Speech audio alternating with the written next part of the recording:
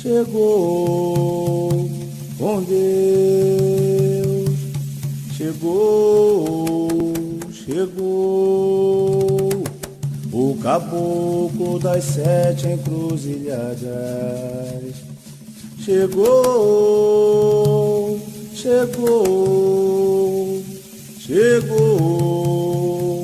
com Deus, chegou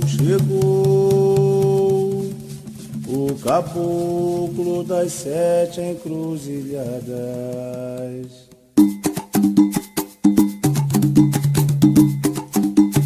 Meu pai Oxóssi, peço licença pra defumar. Meu pai Oxóssi, peço licença pra defumar. Eu defumo essa aldeia real. Eu defumo essa aldeia real. Meu pai Oxóssi, peço licença pra defumar. Meu pai Oxóssi, peço licença pra defumar. Eu defumo essa aldeia real. Eu defumo essa aldeia real. Oxalá andou, ele mandou buscar capangueiros da Jurema, lá no Jurema. Oxalá mandou, ele mandou buscar capangueiros da Jurema, lá no Jurema. Pai Oxalá, que é rei do mundo inteiro, mandou ordem pra Jurema, manda seus capangueiros. Mandai, minha cabocla Jurema, os seus guerreiros. Essa é a ordem suprema. Oxalá mandou, ele mandou buscar capangueiros da Jurema, lá no Jurema. Oxalá mandou, ele mandou buscar capangueiros da Jurema, lá no Jurema. Ai Oxalá, que é rei do mundo inteiro, mandou ordem pra Jurema, manda seus capangueiros. Mandai, minha cabocla Jurema, os seus guerreiros. Essa é a ordem suprema. Mandai, minha cabocla Jurema, os seus guerreiros. Essa é a ordem suprema. Balanceia, quero ver balancear. Balanceia, quero ver balancear. Aê, dona das matas, deixa meus caboclos passar. Aê, dona das matas, deixa meus caboclos passar. Balanceia, quero ver balancear. Balanceia, quero ver balancear. Aê, dona das matas, deixa meus caboclos passar. Aê, dona das matas, deixa meus caboclos passar. Uma cabocla vestida de pena, o rei das matas mandou lhe chamar. Uma cabocla vestida de pena, o rei das matas mandou lhe chamar. Oi, pede forças que a Jurema tem, oi, pede forças que a Jurema dá. Oi, pede forças que a Jurema tem, oi, pede forças que a Jurema dá. Uma cabocla vestida de pena, o rei das matas mandou lhe chamar. uma cabocla vestida de pena. O rei das matas mandou lhe chamar. Oi, pede forças que a Jurema tem. Oi, pede forças que a Jurema dá. Oi, pede forças que a Jurema tem. Oi, pede forças que a Jurema dá. Quem vem de lá, rompendo as matas da Jurema. Quem vem de lá, rompendo as matas da Jurema, é o meu caboclo que vem chegando, e como brilha o seu diadema.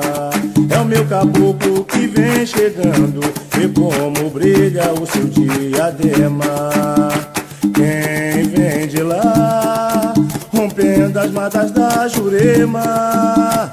Quem vem de lá, rompendo as matas da Jurema, é o meu caboclo que vem chegando, e como brilha o seu diadema. É o meu caboclo que vem chegando, e como brilha o...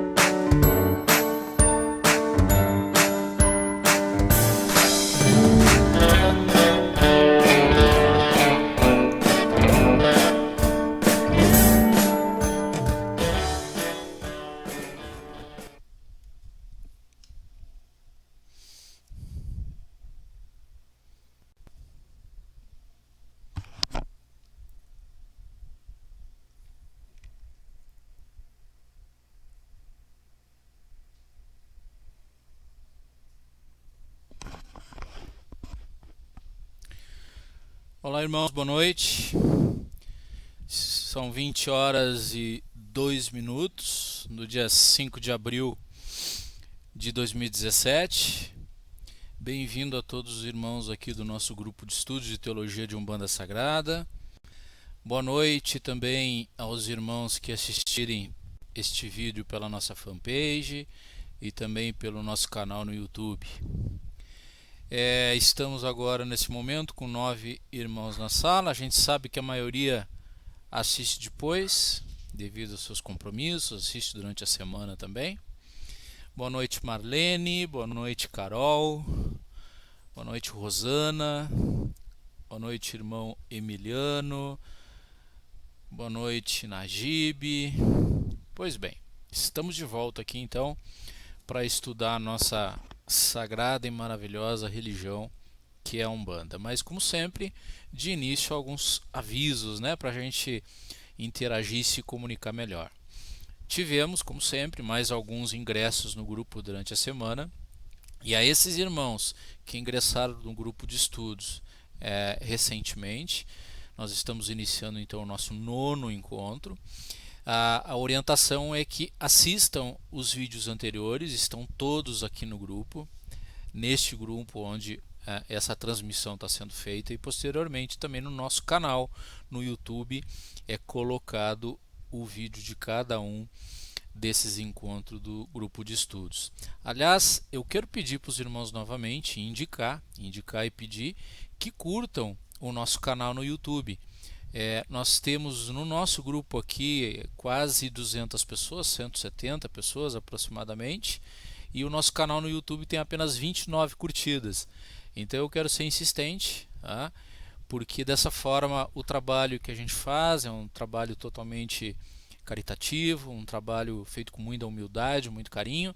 É uma forma de que esse estudo que a gente faz poder proliferar e atingir o maior número de pessoas possível. Então, o nome do nosso canal no YouTube é Aranauã, ok? Procurem, localizem, curtam o nosso canal, cliquem no desenho de um sininho que tem ao lado do nome do canal, que vocês serão avisados cada vez que tiver um vídeo novo, uma informação nova no YouTube, tá bem, irmãos? Voltando então para os avisos, aqueles irmãos que ingressaram recentemente, assistam os vídeos anteriores. Existe uma apostila que já está na sua terceira versão, uma apostila em PDF. Vocês podem baixar para os seus computadores, podem imprimir, guardar esse material é de vocês, tá? Esse material não é exclusividade minha, esse material da Umbanda. Vocês podem usar aí, podem compartilhar à vontade, tá certo? Eu quero convidá-los também no dia, se não me falha a memória, no dia 20 de maio, próximo, vai iniciar no município de São Cepé, aqui no estado do Rio Grande do Sul. Para os irmãos, portanto, que são do Rio Grande do Sul, sintam-se convidados. Vão iniciar 2 graus de magia divina. Eu já falei alguma coisa pouca sobre magia divina aqui nos nossos encontros. Vão iniciar magia divina das 7 pedras sagradas e magia divina das 7 ervas sagradas, com o mago iniciador Vladimir, e vai ser ministrado esses 2 graus todos os sábados, a cada 15 dias, no município de São Cepé. Tá? Na parte da manhã 1 grau e na parte da tarde outro. O curso tem duração de 5 meses, e aqueles que concluírem e forem iniciados nesses 2 graus receberão a outorga, então, como magos das ervas e magos das pedras, respectivamente. A magia divina é algo fabuloso. Infelizmente é só presencial, porque depende de iniciação, né? Então isso não se pode fazer ainda pela internet online. Então os irmãos que são do estado do Rio Grande do Sul, sintam-se convidados. Dia 20 de maio, no município de São Cepé. Vai ser realizado no templo de Umbanda do irmão Marcos de Siqueira. Inclusive, quem quiser saber mais informações, pode entrar em inbox comigo, pode procurar o irmão Marcos de Siqueira na internet, e inclusive tem informações, existem os folders desses 2 cursos na fanpage do Templo Escola de Umbanda Aranauã. Tá certo? Então sintam-se todos convidados, e mais informações, entre em contato diretamente comigo, com o irmão Marcos de Siqueira. Ok, Bruno Amorim, boa noite, irmão. Manu, boa noite. Flávia, Márcia. Ok, vamos então continuar os nossos estudos. Na semana passada, aliás, nas últimas 2 semanas, nós começamos e quase concluímos o estudo sobre o templo propriamente dito, não é? Não apenas a parte ritualística, mas como a parte de organização, a parte material, estrutural de um templo religioso. Nós sabemos que o templo natural da Umbanda é a natureza, mas nem sempre é possível que a gente cultue os sagrados pais e mães orixás ritualisticamente junto à natureza. E o homem moderno então criou esse culto dentro dos templos religiosos, que na religião de Umbanda eles tendem a ser templos simples, muito diferente de outras religiões. Não é uma crítica, é uma constatação, demonstrando a humildade e a simplicidade da Umbanda. Nós falamos um pouco da parte ritual, nós falamos no encontro da semana passada um pouco da organização, da estrutura material do templo, aquilo que deve existir dentro de um templo, o mínimo em termos estruturais, em termos materiais. Claro que nem sempre isso é possível, mas um templo de Umbanda pode funcionar com o mínimo necessário, e aos poucos e com o tempo essas estruturas vão sendo edificadas, vão sendo construídas com a ajuda da comunidade. Sim, a religião de Umbanda não é diferente das outras. A comunidade deve participar da construção do templo, da construção e da melhoria do templo. Então temos que acabar também com esse pensamento que a Umbanda e os seus templos são balcões de pedidos, né? Então não se deve procurar a Sagrada Umbanda apenas quando se está mal. A Umbanda é uma religião maravilhosa, redentora, ela ensina, ela educa, ela permite que nós todos façamos um processo de reforma íntima bastante profundo. Então a comunidade também ela tem que estar engajada nesse objetivo aí, e na medida do possível os terreiros vão trabalhando, vão abrindo, vão funcionando, e a comunidade também ajuda a fazer essa estruturação. Porque eu sempre digo que não é dever do sacerdote de Umbanda, do dirigente, do pai ou mãe de santo, né, prover a manutenção de um templo sozinho.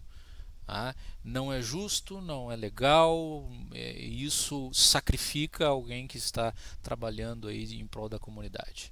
Tá bem, irmãos? Estamos em 11 então, Medi, desculpa. Márcia disse que ficou sem áudio. Aqui está funcionando, Márcia. Tecla F5 no teu computador, fecha a janela do vídeo e abre de novo, quem sabe melhora. Aline, boa noite. Aline Moura, é a primeira vez que eu tenho a oportunidade de assistir ao vivo. Bem-vindo, Aline, bem-vinda. Boa noite, Anne. Aline, seja bem-vinda. Os nossos encontros são muito simples, como os outros irmãos já sabem. São encontros informais, onde a gente faz mais um bate-papo, uma conversa bem informal sobre a teologia de Umbanda. Sinta-se à vontade para perguntar, aqui, ao vivo, depois. Inclusive, nós temos um grupo no WhatsApp, viu, Aline? E aqueles irmãos também que entraram depois e que não têm esse conhecimento, procurem na linha do tempo do nosso grupo, que tem um link que remete vocês diretamente para serem adicionados automaticamente no grupo do WhatsApp. Por isso eu sugiro que quando forem fazer isso, façam pelo telefone celular já. Tá certo? Boa noite, Luirce. Legal, Luirce, bem-vinda.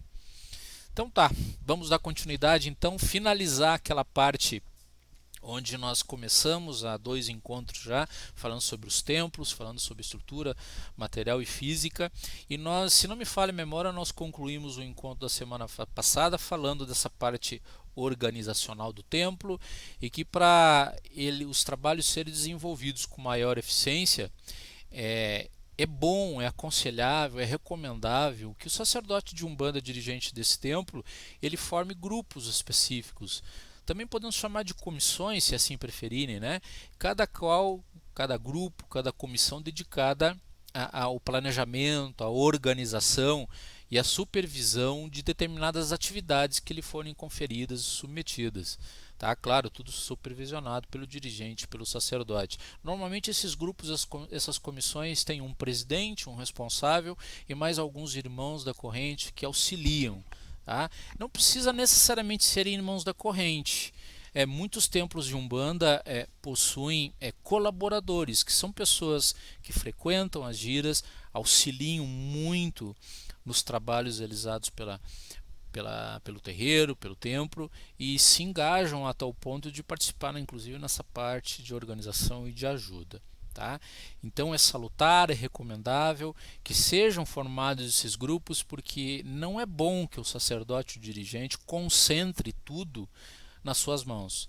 É importante que ele aprenda a delegar esses poderes, essas funções, porque dessa forma ele se desonera também de muita coisa e ele tem tempo para se dedicar mais à parte religiosa e não tão somente à parte administrativa do templo, tá? Então cada grupo, como eu disse, dessas comissões, ela pode ser formada por um coordenador, um presidente, se assim preferirem, né? Auxiliado por mais 2 ou 3 irmãos, evidentemente que isso depende do tamanho do terreiro, do tamanho do templo. Tá?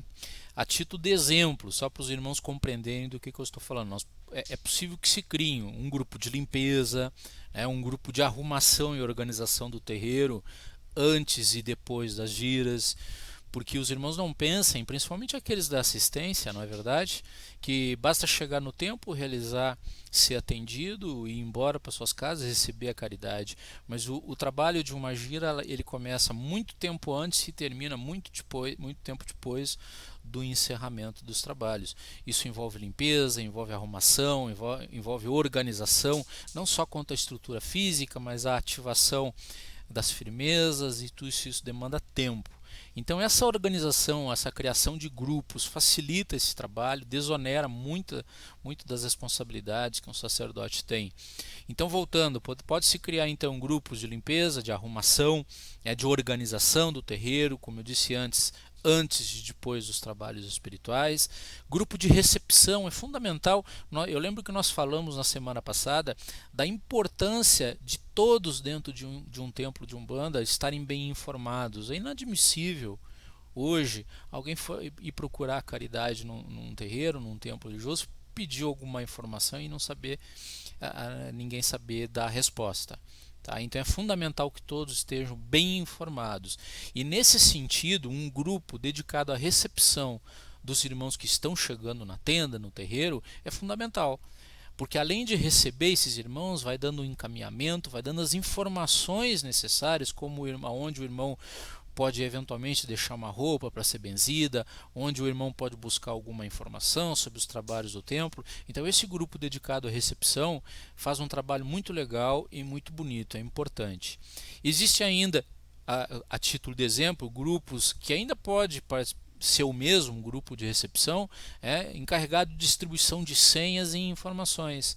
Nós conversamos também a semana passada que muitos terreiros de Umbanda, devido ao grande volume de atendimentos, têm o hábito de distribuir senhas. E a esse título, a esse respeito, um parênteses. É legal que nos atendimentos, e eu acho que eu já falei isso anteriormente, que sejam eleitas algumas prioridades nos atendimentos, tais como pessoas idosas com idade igual ou superior a 60 anos, né? Gestantes, mães com criança no colo, pessoas com algum tipo de doença, algum tipo de dificuldade, ainda que transitória. É importante que tenham prioridade nos atendimentos, não só no que diz respeito à reserva de assentos apropriados, mais próximo do altar, num lugar mais próximo, de mais fácil acesso, mas também no caso de distribuição de senhas, que tenham senhas, por exemplo, diferenciadas quanto a cores.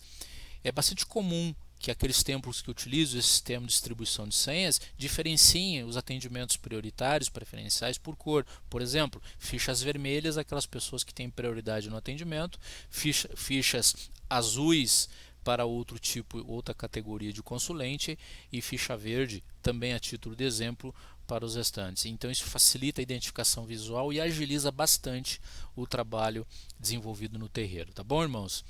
Grupo de eventos é legal, tá? Grupo de eventos hoje cada vez mais comum os terreiros de Umbanda realizarem atividades extra-religiosas, digamos assim, né? Encontros de jovens, encontros com a comunidade, voltando ao assunto comunidade, de forma a interagir, fazer com que a comunidade participe dos trabalhos e das atividades desenvolvidas pelo templo, né? Atividades de arrecadação de roupas, de alimentos, atividades de cursos, de workshops gratuitos ou pagos. Então é bom, é importante também que tenha um grupo específico dentro do terreiro que organize, faça um calendário inclusive de todas as atividades que vão ser desenvolvidas durante o ano, organize e distribui as suas funções. Então é um grupo bastante legal, bastante importante dentro de um terreiro. Grupo de orientação e assistência é outro exemplo, nós já falamos anteriormente, que pode ser o mesmo grupo de recepção, distribuição de senha, pode realizar o mesmo tipo de trabalho, que é a orientação e assistência. E eu lembro que nós falamos no nosso encontro da semana passada a importância de se informar o consulente como ele deve proceder dentro do terreiro, porque muitos irmãos comparecem, vão até uma gira de Umbanda pela primeira vez, e é importante então que tenha alguém para dar essa informação, uma orientação correta, como ele deve se portar, permanecer em silêncio, desligar o celular, estou dando exemplos, né? Sentar-se em determinado lugar, se ele é preferencial ou não, permanecer em oração. Então essas informações são importantíssimas, porque se isso não acontecer, irmãos, o consulente que chega a primeira vez num terreiro, e principalmente se ele já não frequentou em outra oportunidade, ele vai chegar e vai ficar totalmente perdido, ele não vai saber onde sentar, ele não vai saber como proceder, e tampouco ele não vai saber o que vai acontecer ali na frente dele. E não raras vezes eles acabam se levantando e indo embora justamente por essa falta de informação, tá bom? É comum também ter grupos destinados à realização da doutrina. Tá? O dirigente ou os dirigentes de um terreiro podem designar irmãos, formar um grupo de irmãos encarregados de dar doutrina, teologia para aqueles mais jovens, aqueles que estão iniciando. Então vejam, eu dei alguns exemplos quanto à criação de grupos de trabalho que facilita bastante a realização das atividades dentro de um terreiro. Tá bem? Então, voltando, 10 irmãos. Voltou, Márcia, que bom, tá com áudio agora então. Denise, irmã Denise, boa noite. Seu esposo, irmã Glória, boa noite. Legal.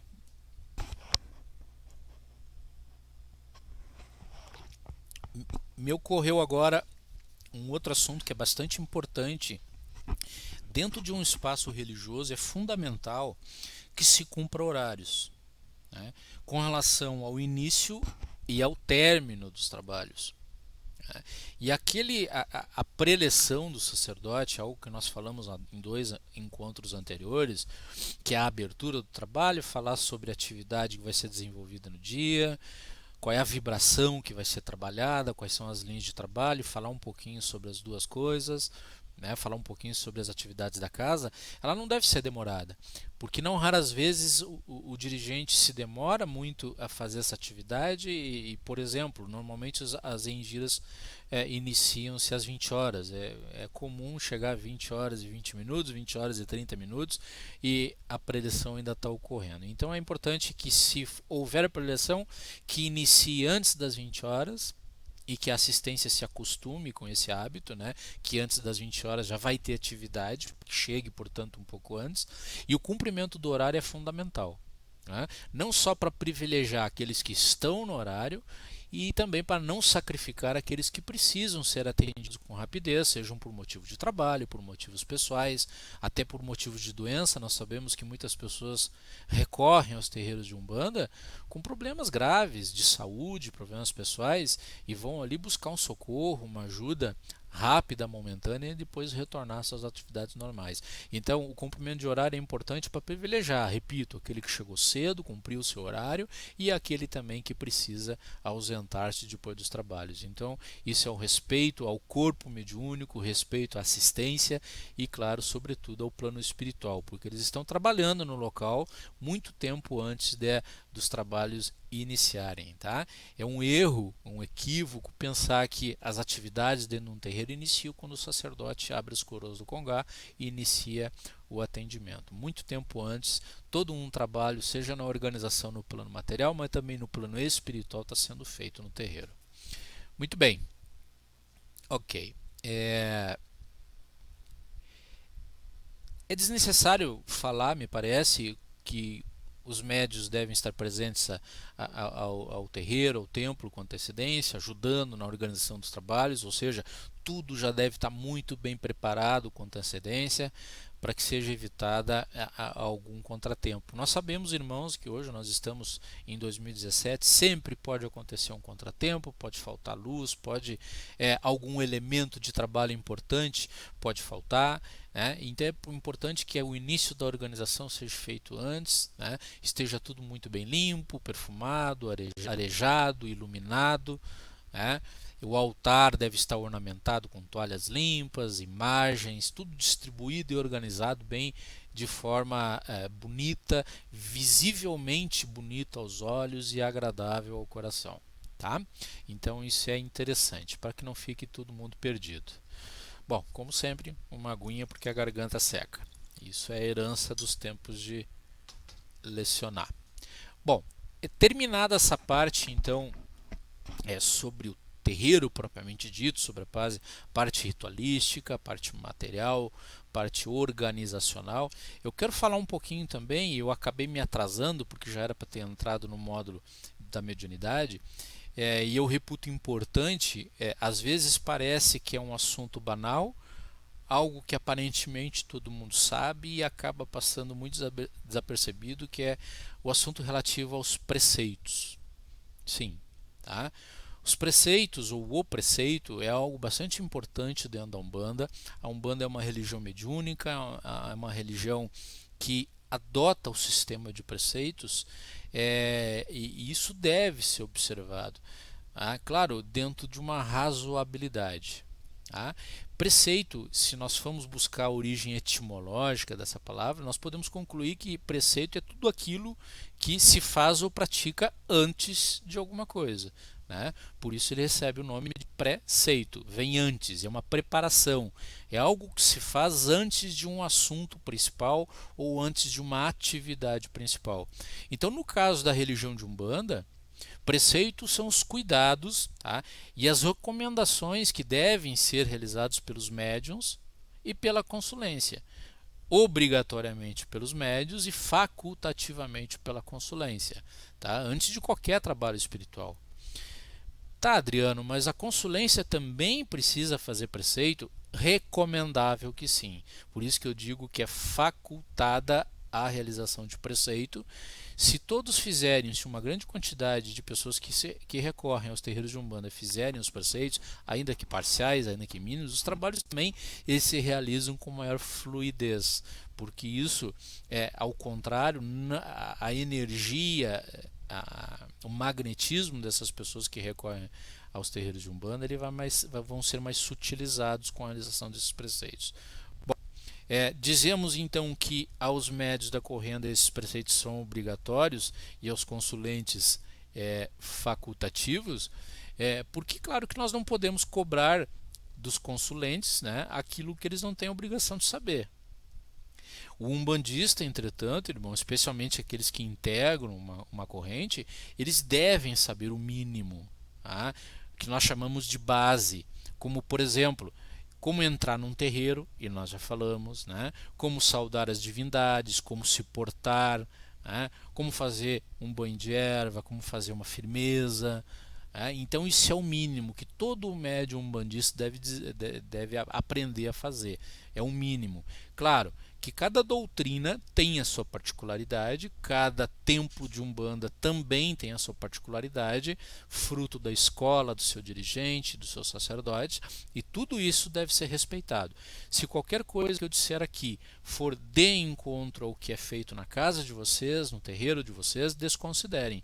E isso eu já falei lá no início dos nossos encontros, tá bom? Então isso aqui é algo genérico, algo que eu acredito, que eu prego e que eu faço. Então nós estamos conversando aqui a título de sugestão. Bom, o ato de entrar no terreiro, quando eu falo entrar no terreiro, é um entrar entre aspas. O ato de entrar no terreiro ele começa nas nossas casas, na casa do médium, na casa do assistente, antes de nós estarmos fisicamente no templo de Umbanda. Tá? E esse entrar no terreiro antes da entrada física abrange alguns cuidados. Abrange não, envolve alguns cuidados. E esses cuidados é o que eu chamo de preceito. Então esses cuidados, esses preceitos, eles devem ser observados tempo antes de nós irmos para a gira. Então, por isso que eu digo que a gira não inicia quando o sacerdote abre as coroas do congá, canta para os orixás e as linhas de trabalho. Tudo começa muito antes, tá certo? Bom, isso pode, claro, variar essas orientações de terreiro para terreiro. Existem alguns preceitos que são fundamentais, alguns preceitos que são básicos e que deveriam estar presentes na vida de qualquer umbandista. Eu disse deveriam. Tá? É comum nós vermos médiuns experientes, médiuns antigos, médiuns novos até, que praticam e realizam todos os preceitos. Em contrapartida, tem médiuns antigos, porque acreditando que não vai acontecer nada, resolvem não fazer, não cumprir aquilo que se propõe. Tá certo? Bom, eu vou citar alguns preceitos aqui, que eu diria preceitos de base, preceitos fundamentais, que todo médium de Umbanda, principalmente, mas também a consulência, na medida do possível, deveria observar. O primeiro desses preceitos, não existe uma ordem, tá? Mas primeiro a título de a ordem nós estamos elencando, é a abstenção de bebida alcoólica. Pô, Adriano, você disse que eu não posso beber nada de álcool, mas eu chegando no terreiro, nós vemos o caboclo bebendo cerveja, nós vemos o preto velho bebendo vinho, nós vemos o Exu bebendo uísque, bebendo pinga. Como assim? Você diz que eu não posso beber nada de álcool, mas os guias fazem. Então, é importante separar para aqueles que ainda pensam assim, uma informação. Os guias não bebem, eles não fumam, eles manipulam esses elementos para o trabalho religioso e ritualístico. Tá? Então, se você observar um guia espiritual, ele não traga o cachimbo. Ele manipula aquela erva, manipula o fogo, manipula a essência vegetal e utiliza isso para fazer a limpeza espiritual e o descarrego. É um equívoco pensar que os guias espirituais consomem o álcool, consomem o fumo, porque são viciados ou são espíritos atrasados. Aliás, a esse respeito, eu não lembro se eu comentei já com os irmãos aqui do grupo. Um dia eu estava uma correria bastante grande aqui na minha cidade e me preparando para no dia seguinte viajar para Porto Alegre para participar dos atos finais. Nós estamos já em fase de conclusão do nosso barco de preparação sacerdotal. Eu encontrei um irmão de fé nessa correria do dia a dia e ele me atacou, disse: Ô Adriano, tudo bem? Tudo bem? Bah, você sabe que eu saí do terreiro onde eu estava trabalhando? Não, vagamente. Pois é, eu saí, agora eu estou no outro terreiro, mas estou bem feliz porque lá nós estudamos a doutrina, a teologia, até tem um tal de Rubens Saraceni que começamos a estudar lá. Tu conhece? Aí eu respondi, por alto eu conheço ele. Médium de Umbanda sagrada que não conhece o Rubens Saraceni é difícil, não é? Pois bem. E ele, muito feliz, me contando que estava estudando, participando, agora sim ele estava contente porque estava participando de um terreiro que tinha doutrina, né? Que estudava profundamente os mistérios da Umbanda Sagrada. E comentou inclusive que agora sim, agora está bom, porque os guias da casa que eu frequento, eles nem bebem e nem fumam, porque isso é coisa de espírito atrasado. E eu esqueci de falar que esse médio deve ter pelo menos uns 30 anos de Umbanda. Então parece que foram 30 anos que aproveitou pouco. Ele ainda acha que o preto velho, o caboclo, o Exu, ao consumir bebida alcoólica ou ao utilizar-se do fumo, ele é um espírito atrasado, é um espírito que fuma. Eu agradeci o irmão, desejei uma boa sorte nos trabalhos espirituais e segui meu caminho. Tá bem? Então voltando então ao primeiro preceito, que é a abstenção de bebida alcoólica. A ingestão de bebida alcoólica de forma contumaz, de forma rotineira e em especial antes dos trabalhos espirituais, antes das giras, não apenas inebria o religioso. Quando eu falo inebria, significa deixá-lo ébrio, né?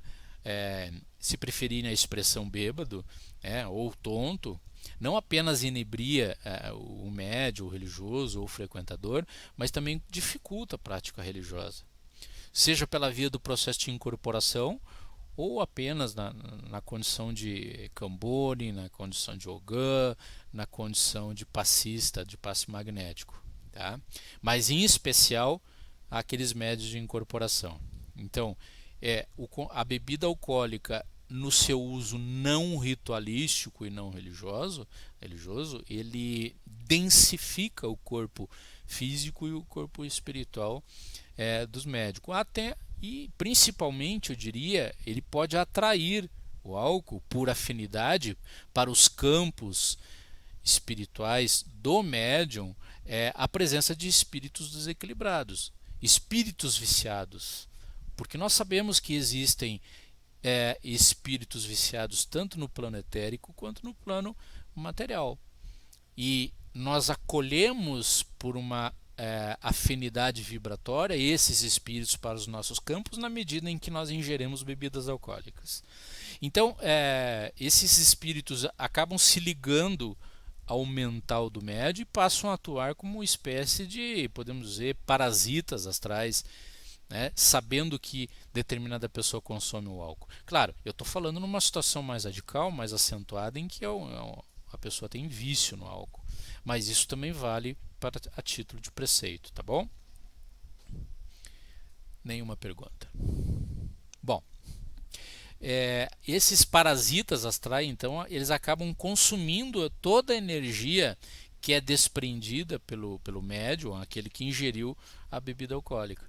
Então, por esse motivo, não se aconselha, não se recomenda ingerir bebida alcoólica pelo menos das 24 horas, no mínimo, que antecedem os trabalhos espirituais. Tá, irmãos? Nessas andanças espirituais nossas por aí, nós já tivemos a oportunidade de ver médiuns trabalhando sob o efeito de bebida alcoólica.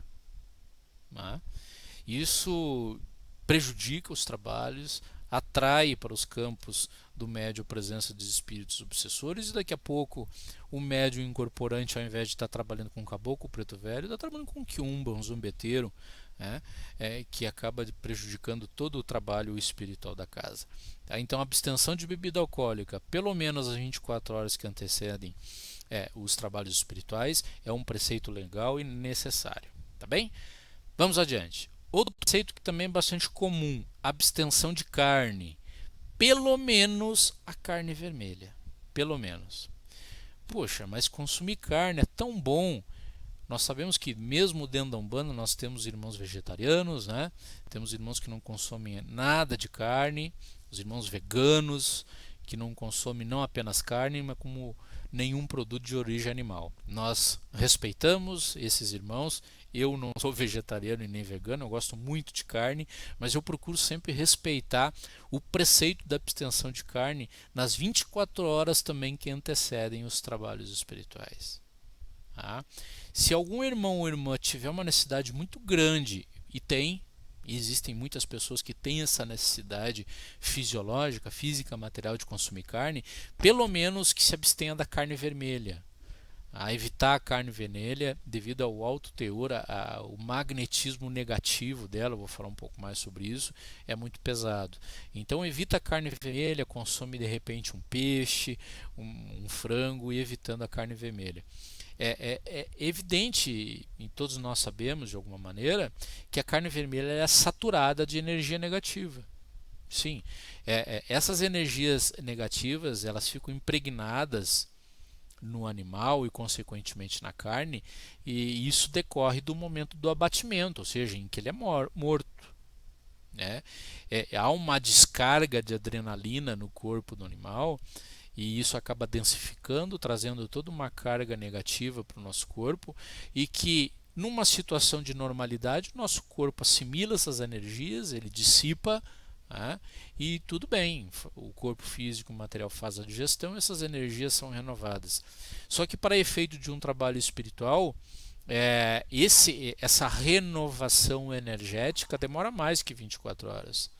Então é importante que nas 24 horas que antecedem os trabalhos espirituais, os irmãos também se abstenham da ingestão de carne.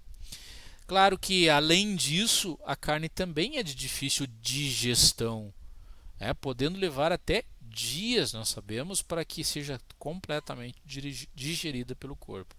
Quem tem o hábito de fazer a abstenção de carne, principalmente os dirigentes, sacerdotes de Umbanda, que muitas vezes tem que se policiar no consumo da carne para as obrigações dos seus filhos, as iniciações, as apresentações espirituais, onde se fica muitas vezes 7 dias se abstendo de carne, sabe da importância disso e como o trabalho espiritual depois dessa abstenção se desenvolve com mais fluidez. As energias transitam com mais facilidade e, utilizando uma linguagem mais simples, parece que nós ficamos leves para a prática espiritual. Então, por esse motivo, também se costuma recomendar que carne vermelha, pelo menos o ideal é que todo tipo de carne não seja consumido no dia nos trabalhos, ou seja, pelo menos das 24 horas. Tá? Tá todo mundo vivo aí? Levantem a mão aí quem está no grupo e está assistindo. Silêncio total. Bom, mais um preceito que também é bastante recomendável é evitar a prática de sexo, de atividades sexuais. Esse é um tema bastante polêmico, porque o sexo, propriamente dito, ele não é considerado pecado, né, meus irmãos? É isso aí, Glória, legal. Márcia, Najib, legal, tá todo mundo aí. O sexo em si ele não é considerado pecado, tá? Contudo, irmãos, quando nós estamos num contexto religioso, e é o caso da Umbanda, que é uma religião mediúnica, a prática sexual ela deve ser tratada com moderação. Legal, Carol, Manu, joia, todos aí. Então, no ato sexual, durante o ato sexual, nós sabemos que há troca de fluidos e também de energias de uma pessoa para outra.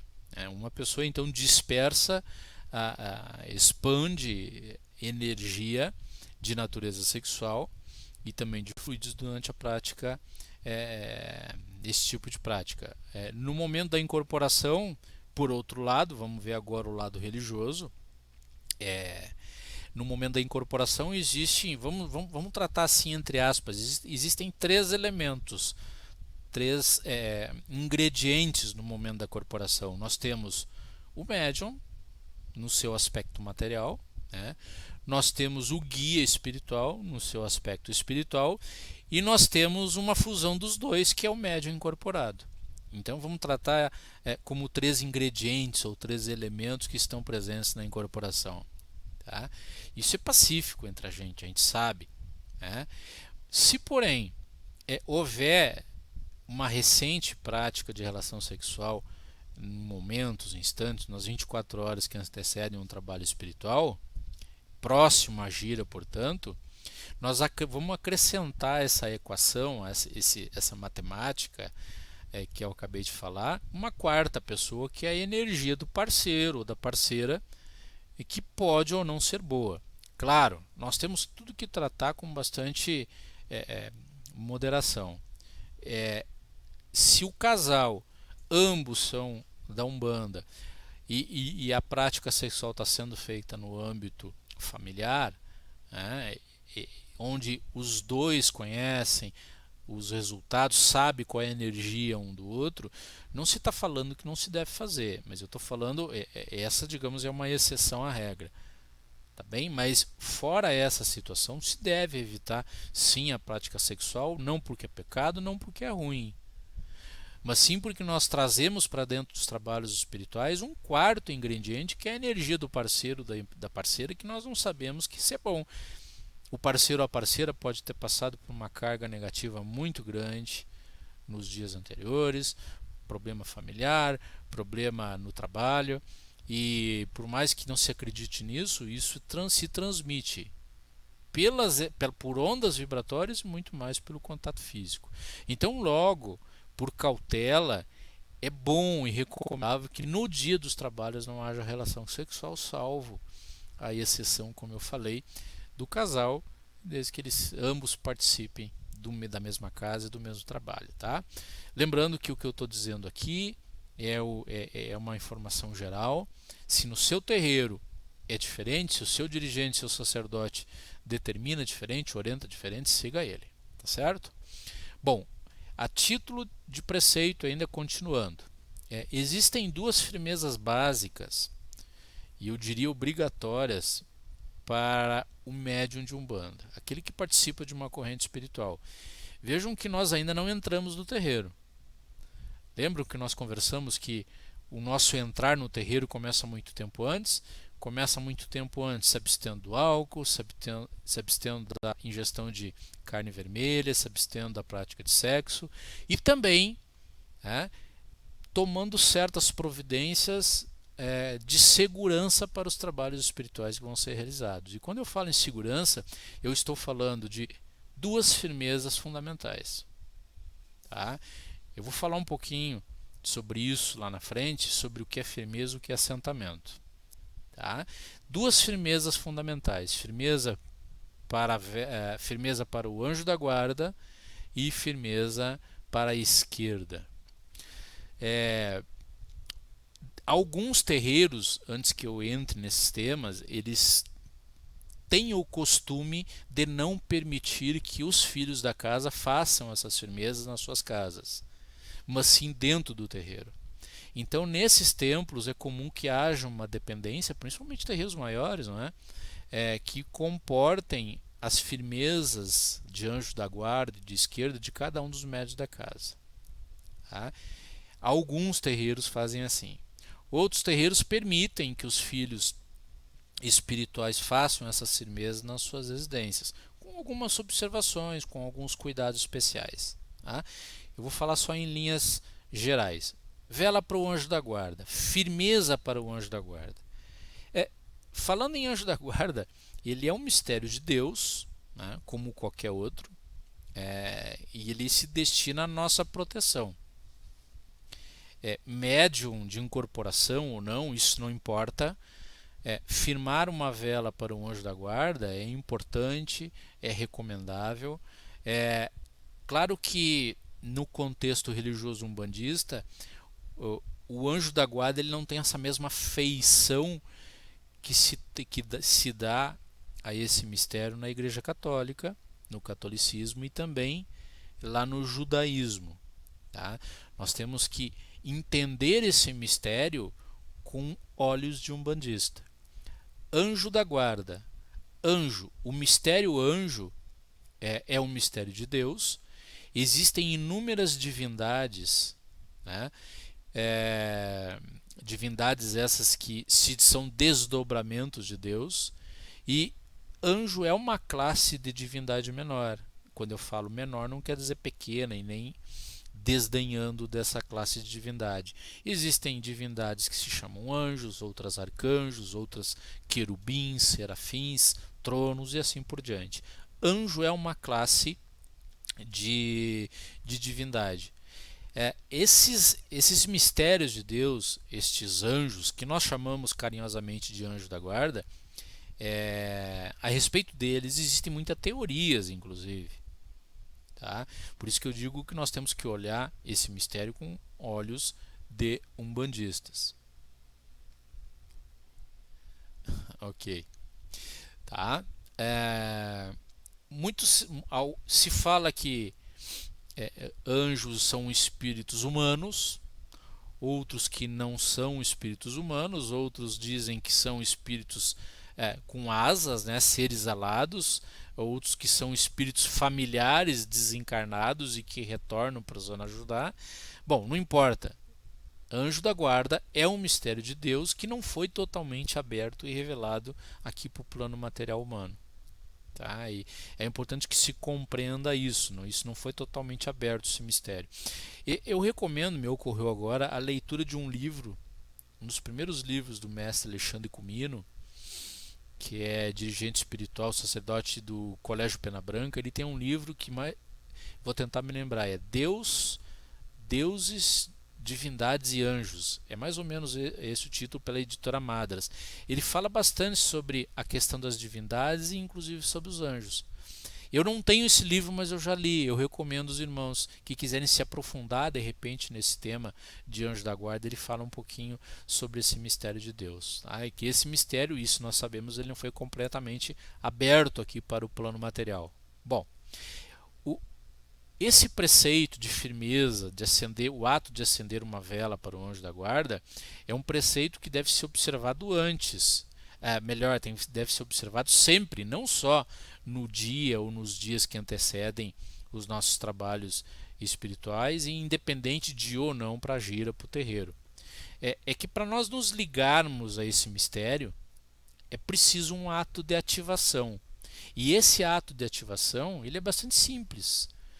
Basta que nós acendamos uma vela, acendamos e firmamos uma vela de 7 dias na cor branca, claro, uma vela de 7 dias de boa qualidade, e eu sempre enfatizo isso porque existem algumas marcas no mercado que você apenas gasta dinheiro. Eu e a Carmela já tivemos experiências muito negativas nesse sentido. Você gasta uma fortuna para comprar um pacote de velas de 7 dias e mais da metade não queima até o final, seja porque a cera parafina é de má qualidade ou porque o pavio também apresenta algum tipo de defeito. Então eu sempre digo, às vezes é melhor você pagar um pouquinho mais por uma vela de boa qualidade. Bom, voltando, o ato de ativar esse mistério é bastante simples. Basta nós acendermos e firmarmos uma vela de 7 dias branca, de boa qualidade, consagrada a Deus. Só. E colocar ela num lugar seguro para não causar acidente. Alguns comentários a esse respeito. Recomendo que se inicie na magia divina dos 7 anjos. Legal, Bruno, é isso aí. É um grau magnífico. Aliás, hoje eu assisti uma live do Pai Cláudio Ricomini, sacerdote da Casa de Pai Benedito, em São Paulo. E ele disse que vai fazer uma live agora, nessa semana que vem, eu acho, sobre esse tema, sobre a magia divina dos 7 anjos. E eu não sei se ele não está abrindo esse grau de magia lá na casa dele. A Carmela está confirmando que ele vai abrir. Eu não tenho esse grau, mas é muito bonito. É uma ativação simples, é um mistério relativamente simples e é muito legal. O Bruno talvez seja iniciado nesse grau, pode falar mais.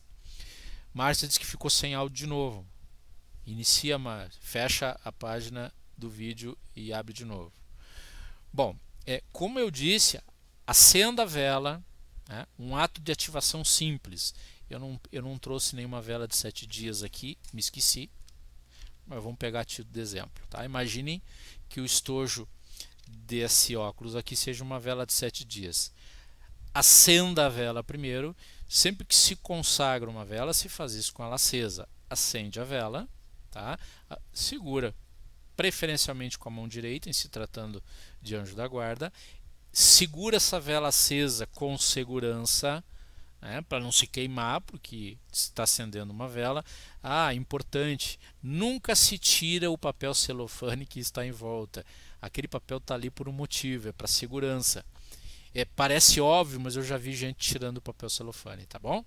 Então, tira só o excesso, tá? Aquele excesso que envolve e cobre o pavio, tá?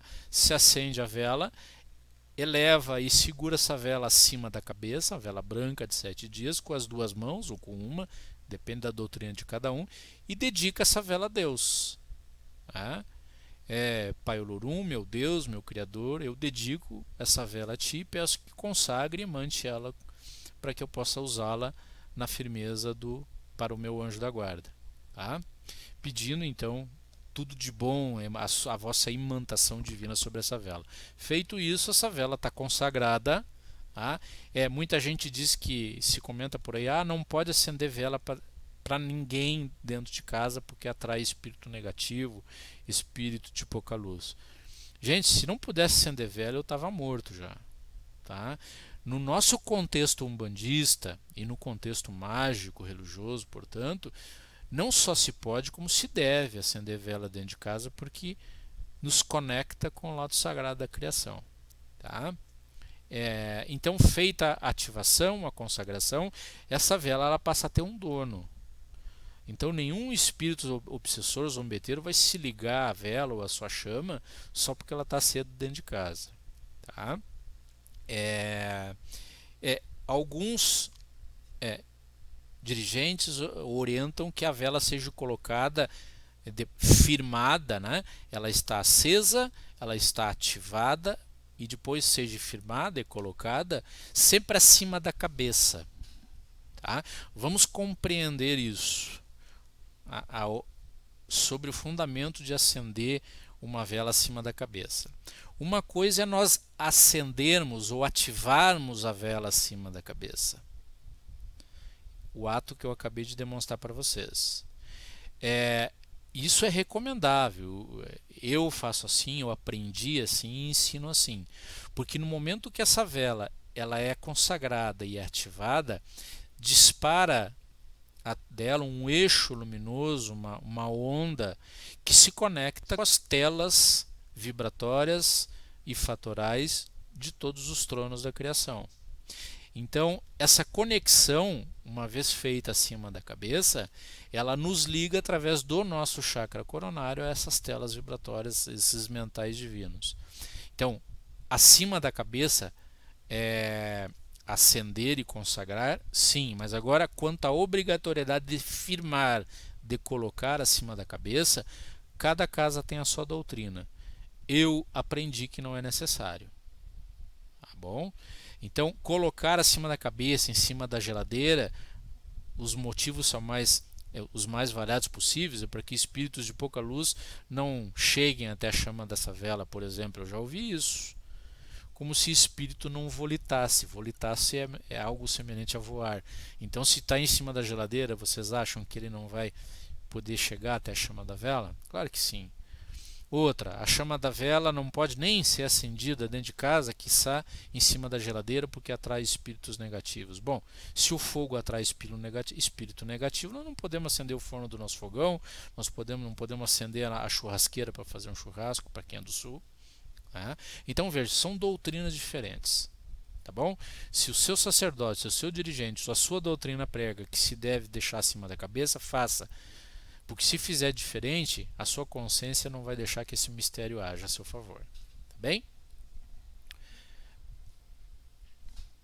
Najib, estou fazendo este grau pela segunda vez e a cada vez me apaixono mais pois ele nos dá um sentido da vida e nos auxilia no nosso dia a dia.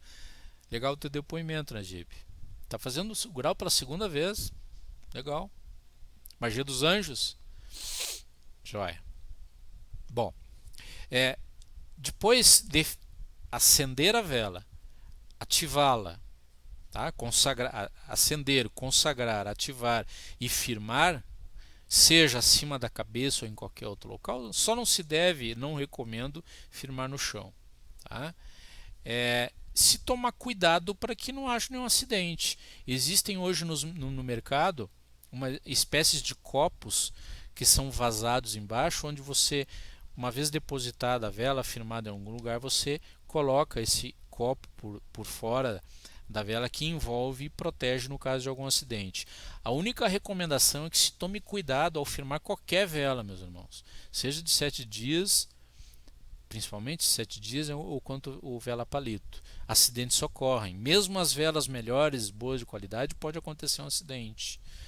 Evitar deixar nada que seja combustível, que possa queimar e possa proliferar perto. O ideal é colocar dentro de um pires ou dentro de um recipiente fundo, colocar dentro. E se ainda tiver dúvida, você vai viajar, por exemplo, e quer deixar sua firmeza ativa, coloca um pouquinho da água no fundo. Se acontecer algum acidente, a água vai absorver todo esse fogo, vai apagar. Tá legal? Então, importante, firmeza para o anjo da guarda. É um preceito fundamental e eu diria obrigatório. Eu conheço muitos irmãos que já são trabalhadores da Umbanda que não tomam esse cuidado. Ah, mas eu tenho que acender uma vela a cada 7 dias. Isso tem despesa, é caro. Nós temos velas hoje aí de R$ 13,50 até R$ 7 a cada 7 dias. É verdade. Eu diria que, se é que nós podemos chamar assim, é o ônus de sermos médiuns umbandistas, porque nos conecta com o lado sagrado, com a criação, e esse mistério de anjo da guarda, ele tem muitos objetivos, dentre os quais nos guardar e nos proteger. Anjo da guarda não faz nada por nós, ele não nos pega no braço e nos leva para trabalhar ou nos conduz por determinado caminho. O mistério anjo da guarda age mais a nível mental. Ele nos inspira bons pensamentos, no sentido de que nós possamos realizar boas ações para o nosso desenvolvimento e nossa evolução. Então, quando nós estamos conectados com esse mistério de Deus, e essa conexão se dá pela vela, existe uma teoria de que o ato de firmar uma vela para qualquer divindade ou para qualquer guia forma o que nós chamamos de triangulação. Triangulação entre o médium, a vela e o guia ou a divindade. Essa triangulação fecha uma espécie de circuito que nos mantém sempre ligados. Então, é o ônus de sermos médiuns umbandistas ou pessoas de fé dessa religião. A gente tem que procurar achar recursos para minimizar os gastos. Eu sempre digo isso, procurar dentro de um critério de razoabilidade e procurar adquirir um elemento de boa qualidade, razoável, economizar. Existem hoje muitas formas aí de se comprar. Às vezes se compra uma quantidade um pouco maior, se consegue um preço mais razoável. Eu e a Carmela, nós compramos sempre pela internet, pelo site Mercado Livre. Nós compramos sempre normalmente 50 unidades de cada vez, a gente consegue um preço melhor. Então, vela de 7 dias branca firmada pelo anjo da guarda a cada 7 dias. Algo importante, não basta, gente, firmar uma vela de 7 dias para o anjo da guarda, fazer tudo certinho, acender, consagrar, ativar, firmar e esquecer. Só voltar ali daqui a 7 dias para acender outra. Não basta. Nós precisamos manter viva essa conexão nossa com o lado sagrado da criação. Todo dia vamos ali naquela firmeza, vamos fazer uma oração, pedir para o nosso anjo da guarda que nos ajude, nos inspire bons pensamentos e nos conduza pelo caminho do bem. A ideia de firmeza é nos manter sempre conectados com o lado sagrado da criação. Além da vela, eu esqueci de falar, se pode colocar mais alguns elementos nessa firmeza de anjo da guarda. Eu falei da vela, mas é possível, muita gente faz e eu faço, se colocar um copo d'água junto. A água é um excelente condutor, e ao colocar um copo d'água junto com a vela, claro, se consagra a água também, assim como a vela. Se você vai usar água, você coloca acima da cabeça e consagra ela, dedica ela para Deus e para o seu anjo da guarda. Coloca na firmeza, e você dá uma destinação para ela no momento desse trabalho. Eu quero que essa água absorva toda a energia negativa, por exemplo, que me circunda. Ao final dos 7 dias, quando você for substituir a vela, você substitui a água também, e essa água vai fora. Se você deu uma determinação de que ela absorva toda a energia negativa, você vai colocar fora. Você pode colocar na pia, pode colocar no vaso ou devolver para a natureza. Agora, se eu pedir no momento da ativação e da consagração que essa água ela adquira poderes medicinais, propriedades medicinais e curativas, por exemplo, aí eu vou ter que tomar o cuidado, por exemplo, né, de cobrir ela para não pegar poeira. E ao final dos 7 dias, quando eu for substituir os elementos dessa firmeza, eu posso pegar essa água e tomar. Tudo vai depender da ativação dela no momento. É possível também se colocar um otá, uma pedra branca. Aqui. Eu tenho aqui um cristal branco, mas ele não é transparente, tá? Esse cristal branco aqui, a título de exemplo, normalmente para anjo da guarda se coloca um cristal branco transparente, né? O rolado ou bruto, como esse aqui. Esse aqui é um cristal bruto, só que ele não é transparente. Se pode colocar, se consagra se otá essa pedra, a mesma coisa, eu consagro essa pedra, esse otá para Deus, meu anjo da guarda, e coloco ali para que essa firmeza seja fortalecida, ela seja tenha o seu poder, o seu magnetismo aumentado. Eu posso colocar ainda uma flor, eu posso acender um incenso, enfim, o que a sua intuição determinar. Tá certo?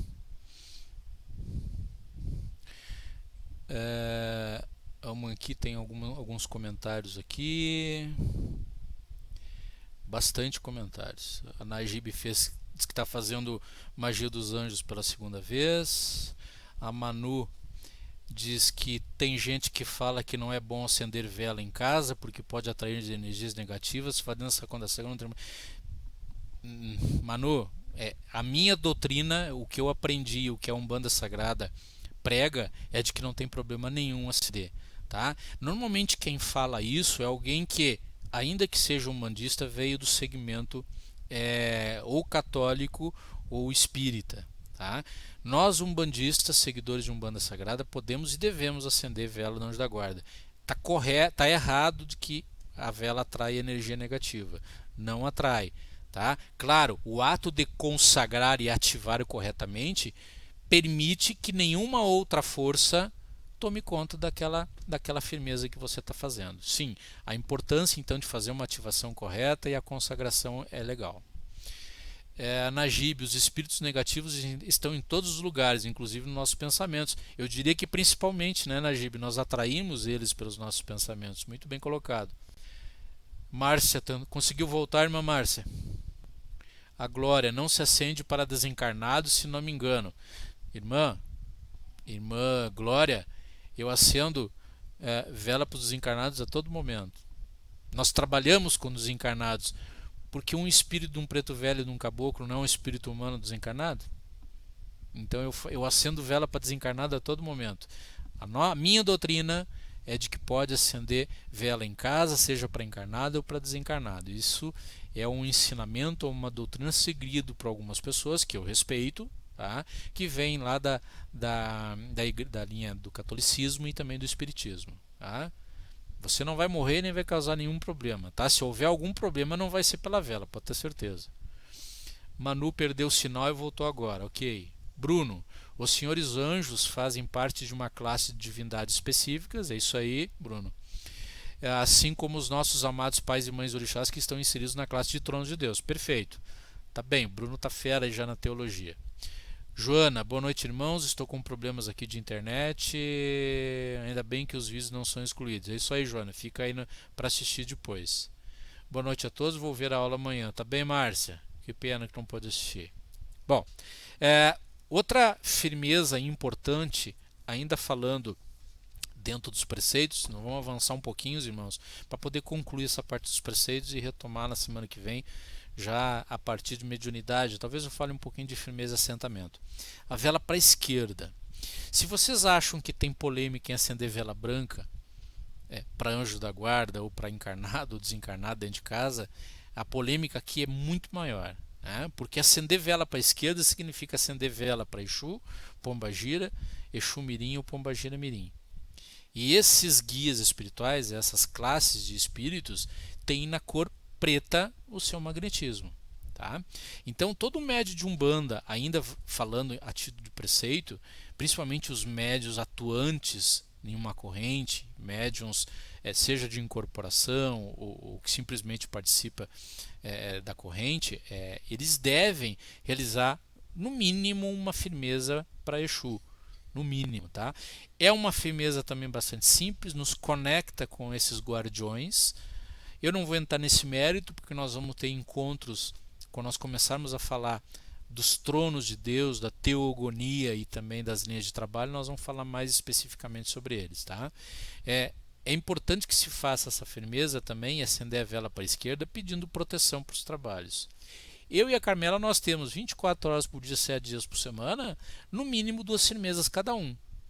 Tá? Que é a nossa firmeza, a nossa vela para o anjo da guarda, e cada um tem a sua particularidade, acrescentar uma pedra, um altar, um incenso, uma flor, e também uma vela para a esquerda, para os nossos respectivos guardiões e guardiãs. Tá?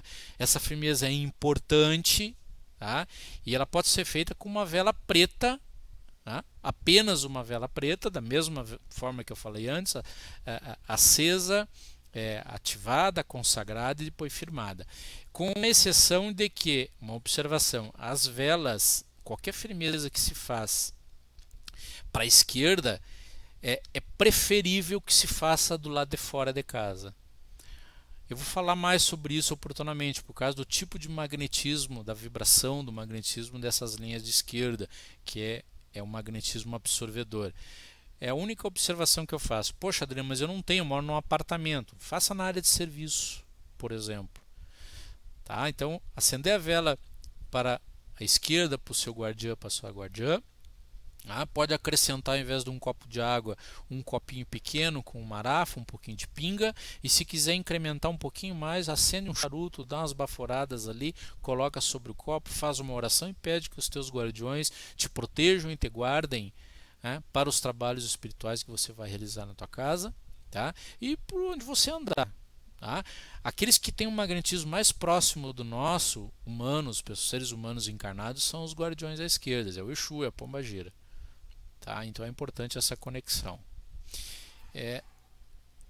Tem mais comentários aqui. Najib Marcos, inclusive, temos mandalas para auxiliar os desencarnados, tanto na magia quanto na Umbanda. Temos sim, Najib.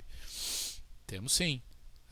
Quem é mago, existem recursos magísticos, através da magia divina para fazer isso. Aqui em casa nós fizemos magia divina quase que semanalmente para todos os fins. A magia divina, diferente da prática religiosa, ela não tem dia, ela não tem horário e não tem local para se fazer. Às vezes a gente acorda de madrugada com alguma intuição de que tem alguém precisando de ajuda, a gente vai lá, arrisca um espaço mágico em determinado grau, ativa, e todo um trabalho é feito aí do lado etérico e espiritual. Sim, podemos auxiliar e muito os desencarnados a esse respeito. Tá? Muito bem colocado. Bom, banho de ervas. Vamos concluir esse tema. Nós falamos então abstenção de carne, de bebida alcoólica, de sexo, firmeza do anjo da guarda, firmeza para a esquerda. Pode acender vela dentro de casa, Adriano? Pode. Pode acender vela preta? Pode. Mas tu falou lá fora. Eu falei lá fora, mas quem mora em apartamento, por exemplo, evita, faça o mais longe possível da firmeza do anjo da guarda. Eu conheço gente que faz no mesmo ambiente, num quartinho, firmeza para o anjo da guarda, firmeza para Exu e Pombagira. É aconselhável que se isole a firmeza, isso é um pouquinho mais avançado, se isole essa firmeza ou com um círculo, com um ponto riscado ou com alguma estrutura que separe quando isso for no mesmo ambiente. Isso a gente vai falar mais para frente. Bom, banho de ervas. O banho de ervas é um preceito excelente, tá? E necessário para todos aqueles que participam de trabalhos espirituais e também das pessoas que sintam a necessidade de fazer. Tá? Eles podem utilizar ou ervas frescas ou ainda ervas secas.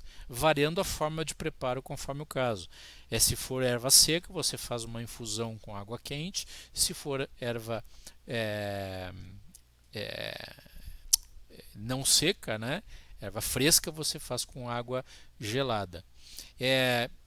Se a erva for fresca, você quina com água fria por cerca de 20 minutos. Significa pegar a erva fresca dentro de um recipiente com água e você vai quinando, você vai ralando essa erva entre as mãos e misturando com a água por cerca de 20 minutos, para que a água absorva todo o sumo vegetal daquela erva ou daquelas ervas.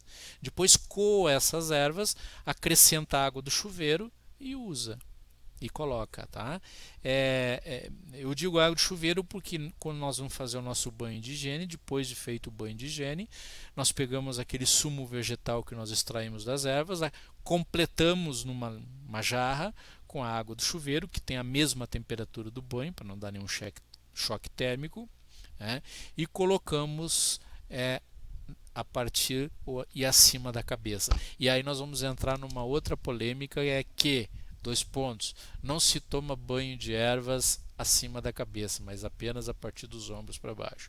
É outra polêmica, tá bom, irmãos? Talvez em outro vídeo nós possamos falar bastante sobre isso. Mas eu digo que, segundo a minha doutrina e o que eu aprendi, principalmente com o meu pai espiritual, que é o herveiro Adriano Camargo, é que existe apenas 2 limitações para se tomar banho de ervas na cabeça. Primeira, se a sua doutrina não permite, se o seu templo, o seu terreiro recomenda que faça dos ombros para baixo, ou se for uma erva tóxica. Nós temos aí algumas ervas tóxicas, como comigo ninguém pode, por exemplo, né?